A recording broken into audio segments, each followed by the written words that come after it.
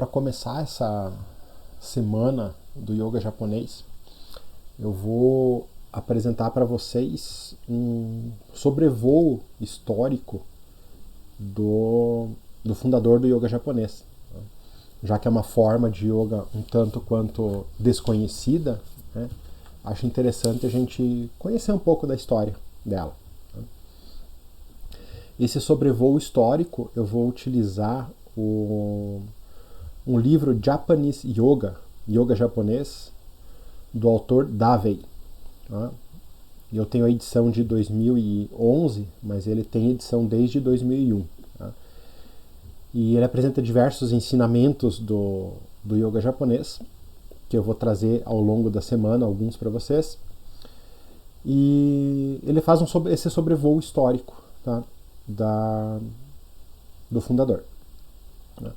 Para quem quiser mais detalhes a respeito da história, tem um livro mais recente, que é de 2017, chamado Heaven's Wind, tá? O Vento do Céu.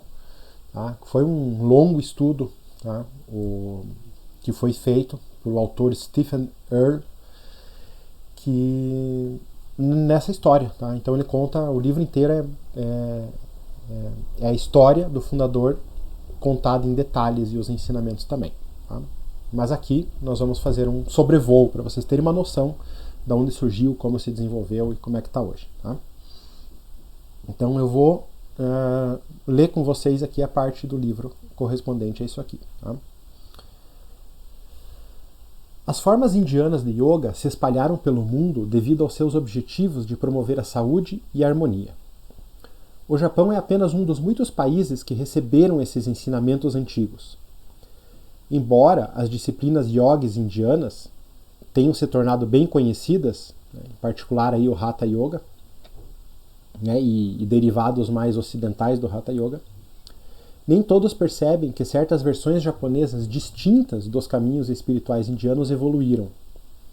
Talvez a primeira dessas metodologias únicas seja a arte do Shinshin Toitsu Do, desenvolvida por Nakamura Tempu Sensei, que viveu entre os anos 1876 a 1968.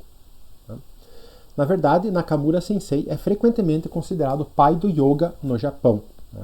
Então foi ele que trouxe, né, a pessoa que trouxe o yoga para o Japão, né, foi o Nakamura Tempu. Nakamura Tempu Sensei nasceu Nakamura Saburo, em Oji, no norte de Tóquio, membro da família aristocrática Tachibana, parte do clã Yanagawa, de Kyushu. A mãe e o pai do jovem Nakamura o matricularam a partir dos 6 anos em aulas de Judô e Kendo, que é uma arte marcial baseada na espada.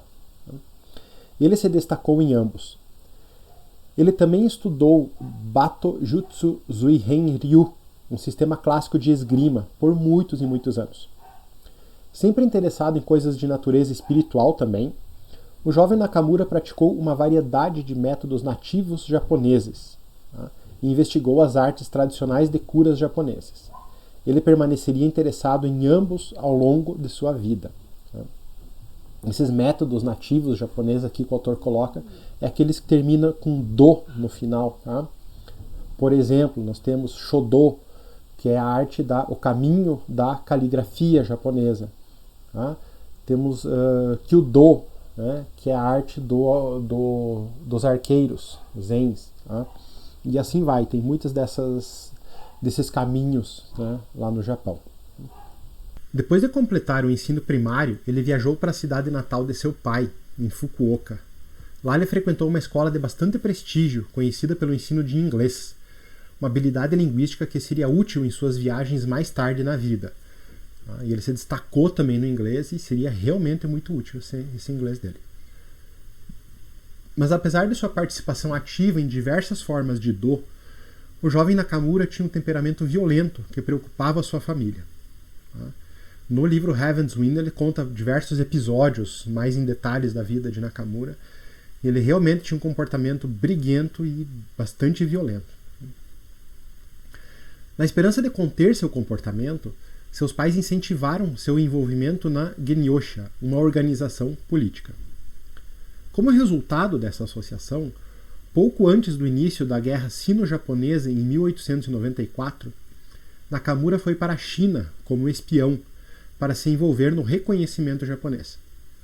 Ele fez outra missão de reconhecimento à Manchúria, pouco antes do início da Guerra Russo-Japonesa, de 1904. Devido ao seu treinamento anterior em esgrima japonesa, o agente Nakamura ganhou uma grande reputação por destemor em batalha. Numa viagem subsequente à China, contraiu tuberculose, que naquela época era frequentemente uma doença fatal. O médico do exército que fez esse diagnóstico deu-lhe apenas 6 meses de vida. Apesar do conhecimento de Nakamura Sensei sobre certos métodos de curas tradicionais japonesas, sua condição piorou rapidamente. Ele foi para os Estados Unidos no início de 1900 para receber tratamento médico no estilo ocidental. E, inicialmente, isso pareceu curá-lo. Impressionado com a eficácia dos tratamentos que recebeu, Nakamura matriculou-se na Universidade de Columbia, onde estudou medicina. Inclusive, ele foi um dos primeiros grupos de japoneses a estudar a medicina ocidental, lá nos Estados Unidos. E ele tinha muito fácil acesso também ao Japão e ao estrangeiro por causa do contato do pai dele, que foi um dos responsáveis por trazer vários estrangeiros, empresários ali para o Japão para aprimorar o país em diversos aspectos. Nakamura Sensei, entretanto, começou a tossir sangue novamente. Apesar de seu treinamento anterior em vários caminhos espirituais japoneses, ao longo dos anos ele ficou quase totalmente preocupado com o corpo, com o seu corpo em particular. Percebendo isso e talvez sentindo que tinha ido tão longe quanto podia com diferentes curas orientadas para o corpo, ele decidiu explorar a mente como um possível meio de curar sua doença. Então, no Heaven's Wing também fala, um dos grandes motivos que fez ele buscar esse processo de cura em outro local foi que ele percebeu que ele sempre tinha uma mente muito forte, né? E depois da tuberculose e dessas guerras, ele estava se sentindo com a mente enfraquecida também. Então foi esse também um dos motivos porque ele foi buscar curas fora do país e depois curas além da questão do corpo. Inspirado pela afirmação de Thomas Edison de que as suas famosas descobertas não se deviam ao treino acadêmico, mas sim ao resultado da observação cuidadosa da verdadeira natureza dos acontecimentos cotidianos, Nakamura Sensei sentiu que a sua cura poderia estar na sua própria mente e que poderia ser descoberta na existência diária. Ele renovou então seu estudo dos diferentes caminhos espirituais japoneses. No entanto, após a sua formação médica na América, ele sentiu que a verdade não se limitava ao Japão. Isso é um ponto importante no ensino dele, futuro. Tá? Que cada parte do mundo, cada conhecimento do mundo tem um pouco daquilo que é a verdade. Tá? Então a verdade não se limita ao Japão, a verdade não se limita a um conhecimento. Ela está em todos os lugares. Cada um consegue compreender um aspecto pequeno dessa grande verdade. Tá? Ele ouviu falar de um filósofo que tratou com sucesso uma doença que se abateu sobre Edison usando medicina psicossomática. Através dessa filosofia, Nakamura Sensei formulou uma teoria de transformação espiritual e não materialismo que permaneceria com ele pelo resto de sua vida. Mas ele ainda era atormentado por uma doença fatal. Nakamura Tempu Sensei até viajou para a Inglaterra para estudar com Addington Bruce, que desenvolveu sua própria forma de crescimento pessoal. Bruce o encorajou a transcender as preocupações e esquecer coisas inúteis. Foi novamente algo que ele transmitiria mais tarde a seus próprios alunos, mas ele ainda estava tossindo. Como já estava na Europa, decidiu explorar as profundezas do recém-desenvolvido campo da psicologia, e mais tarde usaria os conceitos gerais que aprendera no ensino do yoga japonês. Seus estudos de psicologia abrangeram a França, a Alemanha e a Bélgica, mas ele ainda não conseguia se livrar da tuberculose. Apesar de acreditar ainda mais fortemente na possibilidade da cura psicossomática, Nakamura Sensei não teve sucesso. Desanimado, ele decidiu retornar ao Japão, mas ele iria parar primeiro no Egito. No Cairo, enquanto estava hospedado em um hotel local, um yogi indiano chamado Kalyapa fez amizade com ele. A pedido de seu novo mentor, Nakamura Sensei decidiu fazer um desvio rápido. Um desvio que resultou em sua viagem ao Himalaia por volta de 1916. Seriam cerca de 3 anos e uma nova vida antes dele retornar ao Japão.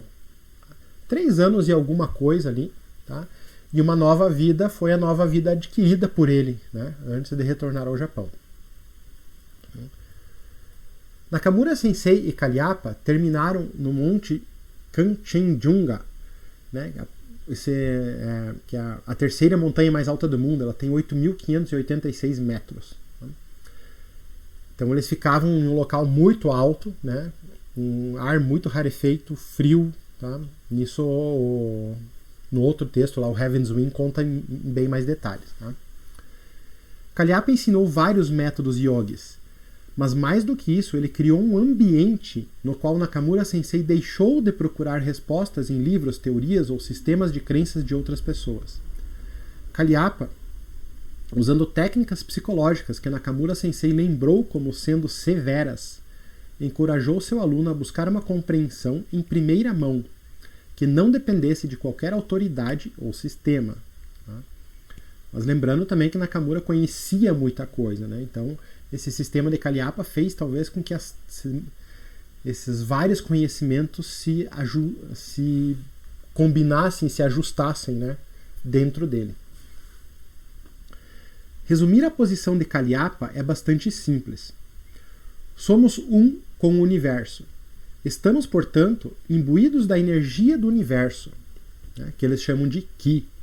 Tá? Um dia nós vamos falar especificamente sobre esse Ki.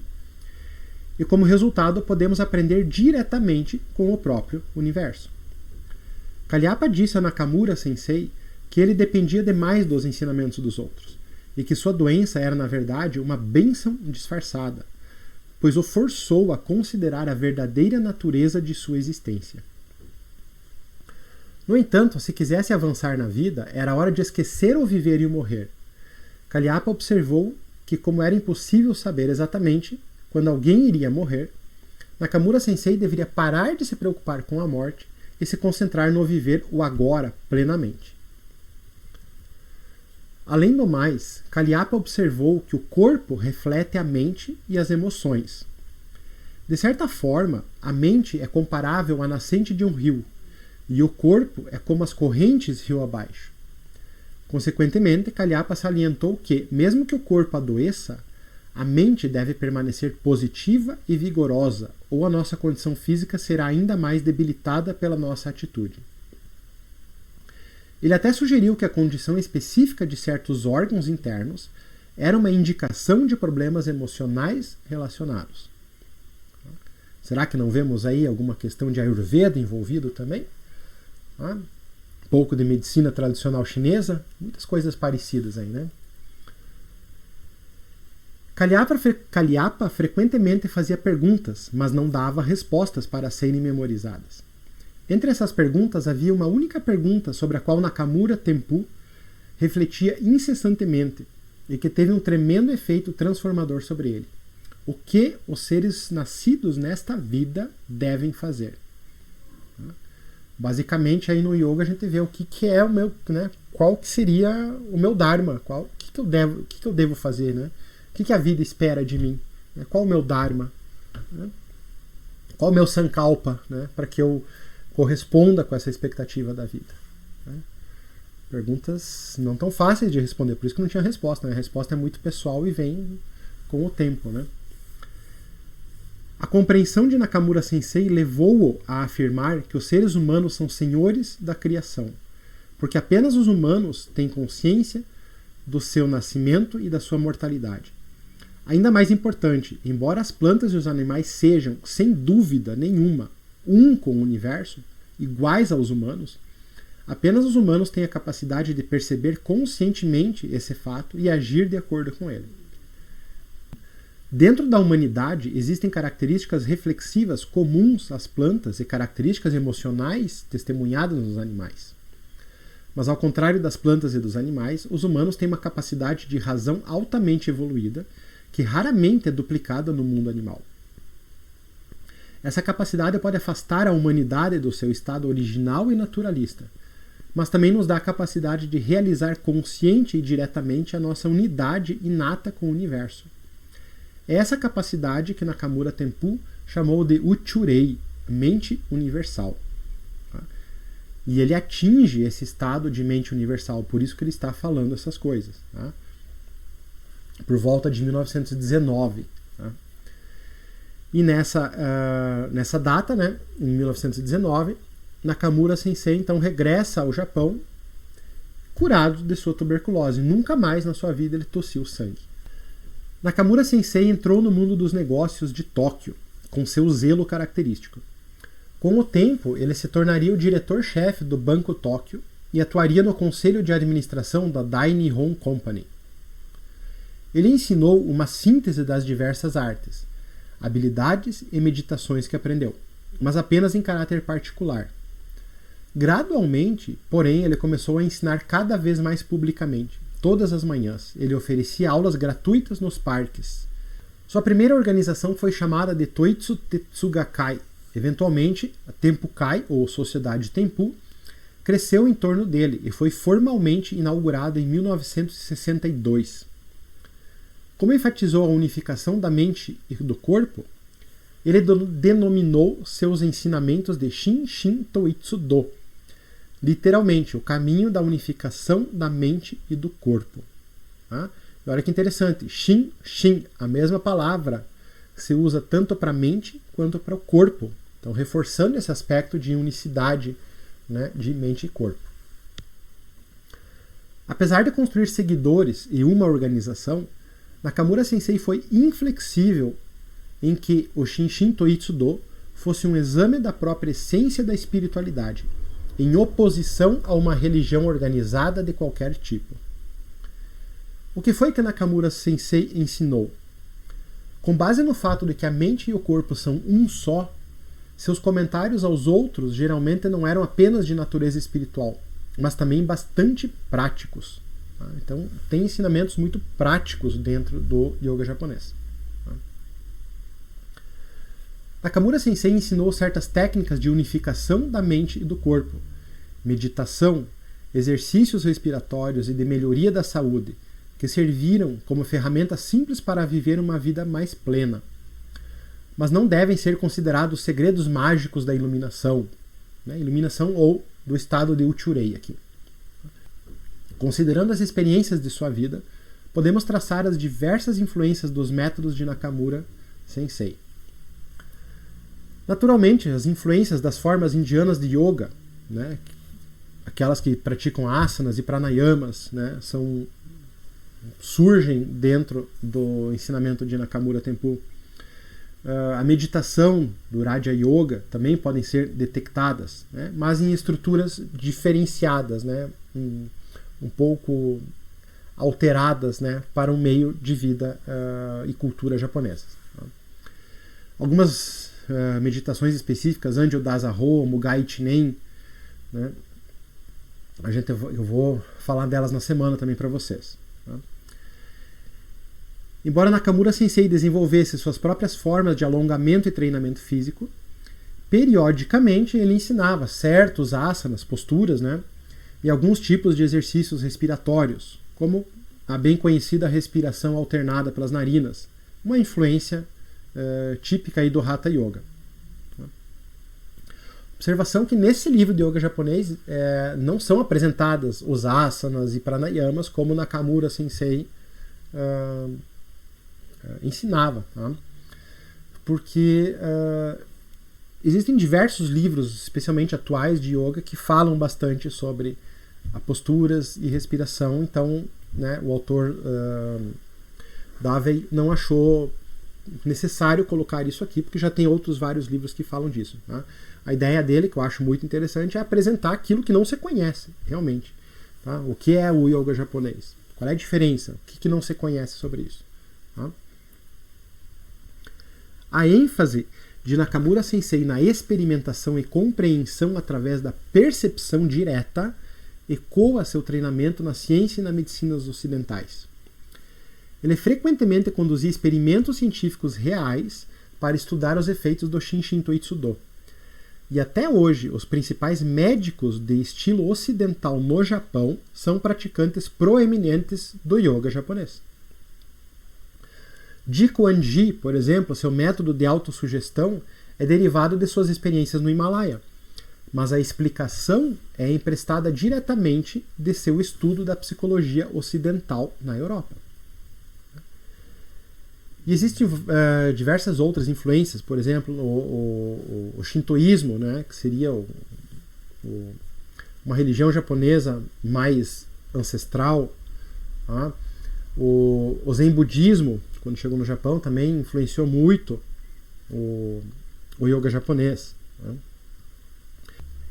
Embora o yoga japonês certamente não é uma forma de arte marcial, o Budô japonês teve, no entanto, um forte efeito no Shinshin Toitsudo.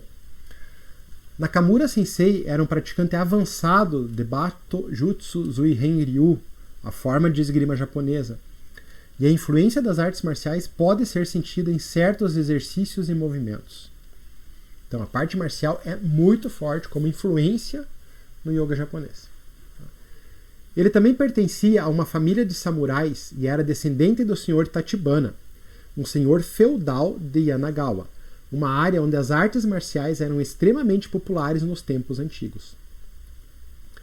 Durante a Guerra Russo-Japonesa, ele usou sua espada na batalha e ganhou o apelido de Tempu Cortador de Homens. No entanto, depois de regressar da Índia, ele enfatizou o amor e a proteção para todas as criaturas. E durante a Segunda Guerra Mundial salvou até a vida de um piloto americano abatido, que os aldeões japoneses estavam a espancar. Então aquele aspecto violento dele, que foi se diluindo, dissolvendo, né, e se transmutou para a questão da não violência, do amor, da compaixão e a proteção de todas as criaturas. Embora Nakamura Sensei tenha continuado a praticar formas de espada pelo resto de sua vida, ele foi rápido em enfatizar que não imaginava nenhum inimigo enquanto executava Batujutsu, como meditação em movimento. Mover-se e concentrar o poder no hara, um centro abdominal natural, tem uma longa tradição tanto na meditação Zen quanto no Budô. Em alguns dos exercícios de movimento de Nakamura Sensei também podemos ver traços de movimentos de Judô. E como Nakamura Sensei era amigo do fundador do Aikido, Morihei Ueshiba, e teve vários professores proeminentes de Aikido como alunos, não é surpreendente ver influências do Aikido no Shinshin Toitsudo, particularmente nas ramificações mais recentes da arte. Mas a mera síntese das diversas artes mencionadas acima não resulta, porém, no Shinshin Toitsudo, que tem como verdadeiro objetivo a percepção direta e imediata da existência.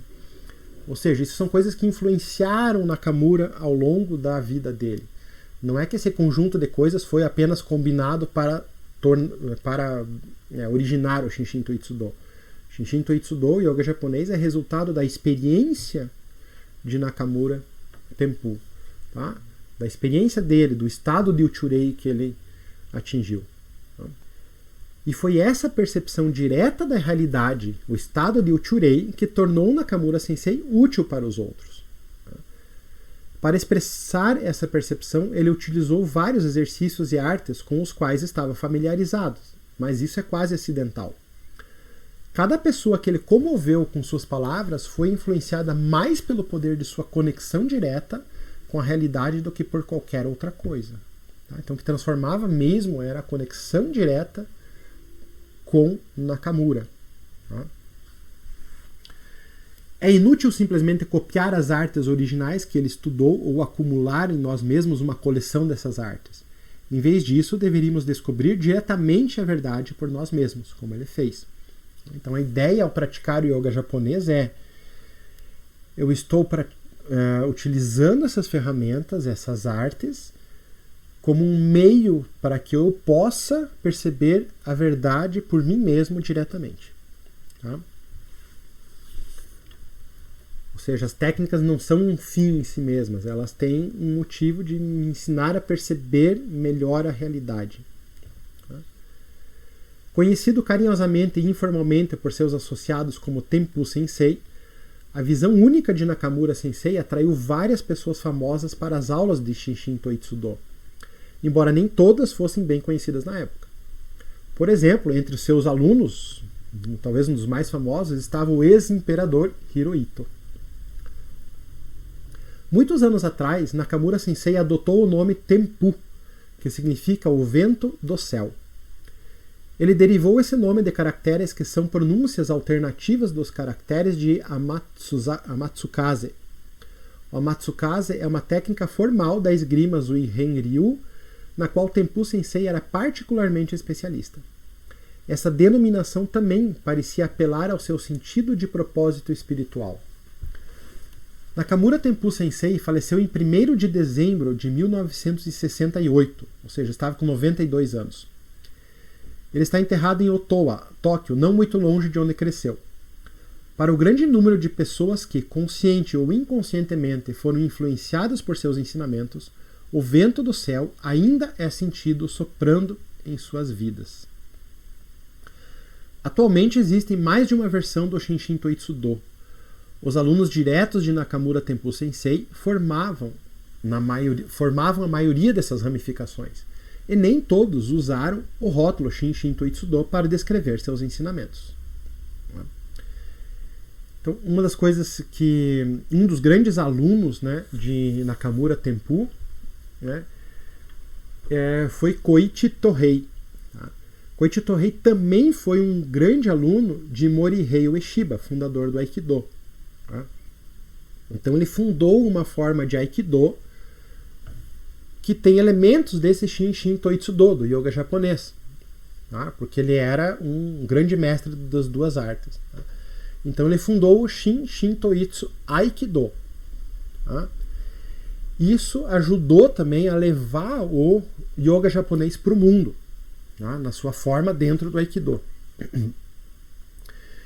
E foi através dessa prática de arte marcial, tá, que eu pratiquei Shinshin Toitsudo. Tá? Me tornei professor dessa arte também.